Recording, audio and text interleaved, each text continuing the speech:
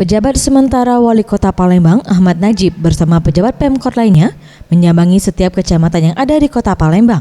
Salah satunya yakni Kecamatan Pelaju Palembang untuk melihat secara langsung pelayanan kepada masyarakat.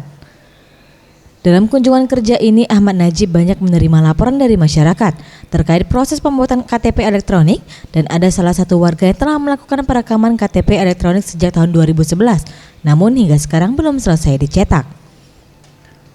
Terkait hal tersebut, Ahmad Najib meminta Dinas Kependudukan dan Catatan Sipil untuk segera menyelesaikan permasalahan tersebut.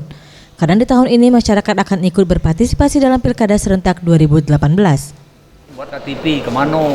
Katanya di kelurahan kecamatan di dapil. Nah, sekarang saya lihat langsung kayak tadi ada yang sudah direkam 2011 sampai sini belum ada. Nah, ini saya minta Dukcapil cek. Kalau nanti dia datanya mungkin error dan sebagainya, rekam ulang buat.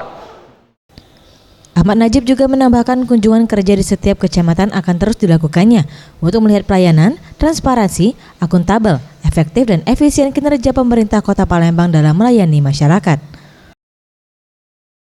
Tim Liputan Sriwijaya TV.